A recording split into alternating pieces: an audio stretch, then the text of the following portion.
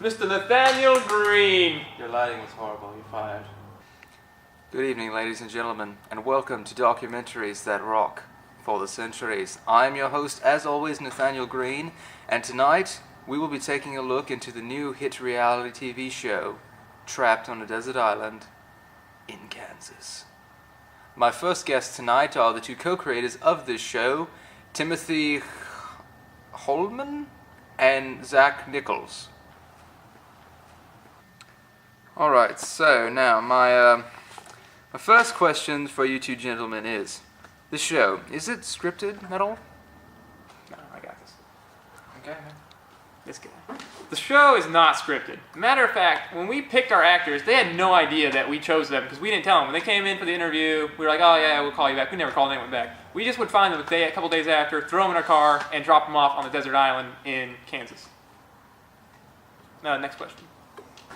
Okay, so you two gentlemen have a fair reputation for being, very, very, very close and for really doing, well, having excellent teamwork is really one of the quotes that stands out in my mind. But let's be honest here. I mean, who really does the bulk of the work on this show? Well, I'd like to... Actually, I do the bulk of the work. And Zach's just really incompetent because he thinks he's bulking, but he's really not. No, man. As you can see, I pull the late nights and the long hours, and Zach's just... He's always rested on the job, like he is right now. Next question. Now, Zach, we the people really, we want to know, we want to hear from you. What is your soul? Let us in, Zach. We won't hurt you. We will listen to you, Zach. I would like to thank my... Okay. We are actually out of time, so we have to move this interview along with the two of you. It was good seeing you, Tim, and you. Our next guest is Jordan Cryptis Bonza, who is the co-star of the show. Yar. Some people say I'm at the bottom of the list, but if you be looking closely, you'll see that Samuel is at the bottom of J.V. Jones' locker.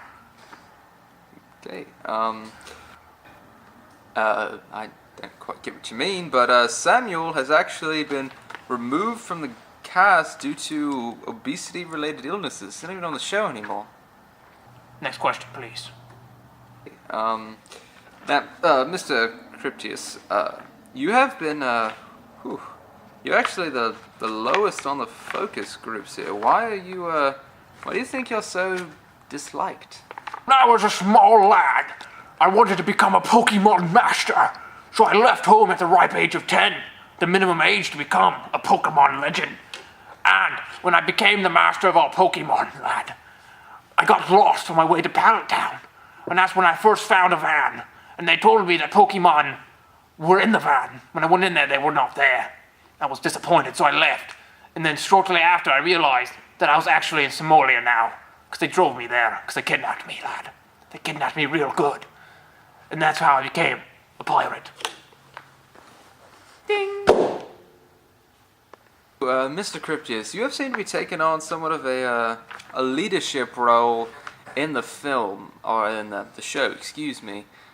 Why is that? I was under the impression that Mr. Froshox was the main character. I get a lot of camera time because a high majority of our viewer base is actually Somalian pirates. So they're trying to get the pirate character to get the most screen time, even though I may be on the lower bar end of the scale, lad. I see. But well, anyway, I'm sorry, but what was that? Yeah. Okay, we're out of time. So if you could get out. Our next guest tonight will be Mr. Froshox. Mr. Froshox is an extremely talented actor. He has won so many awards. He's won Emmys, he's won Tonys, he's won a Grammy. This man has been named Best Actor by Flame Magazine. He's been named Best by yours truly. And above all, he's really just a true man. Welcome, with me, Mr. Froshox. Thank you, everyone. Beautiful audience. The shows out there, fantastic. Here you love the British men. Thank you very much. You right there with the nice, succulent Eyes, thank you. Very great. Don't know who you are. Oh god, put the ship in, man. That's disgusting. Mr. Frostshocks, I mean, you have just skyrocketed in fame. You're already, I mean, loved by millions, but now, I mean, the focus groups love you. They love the show. What do you think is the secret to your success? Honestly, like thinking about it, why the focus groups like me so much, it goes back to my childhood. I wrote a little song about it. Here it is.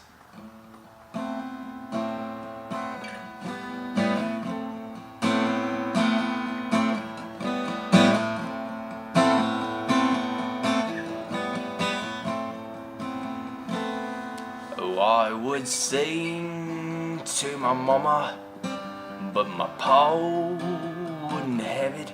He kicked me out of his home, left me cold and alone.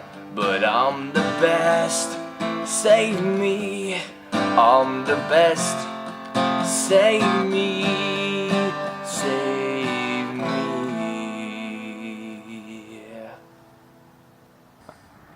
Indeed, sir, indeed.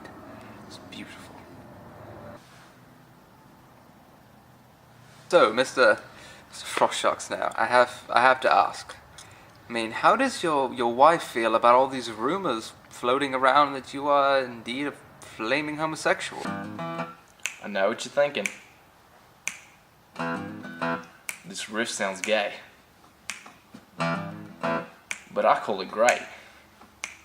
But it's not gay. Because how could a riff be gay? You know why?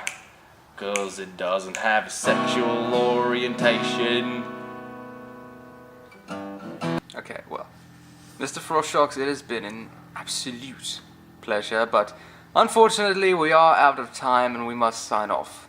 So from me and all the rest of the crew here at Documentaries That Rock for the Centuries, it has been my absolute pleasure, and I hope you join us next time. Oh, the first episode of the show Trapped on a Desert Island in Kansas shall air on December 75th, 1997. Bye.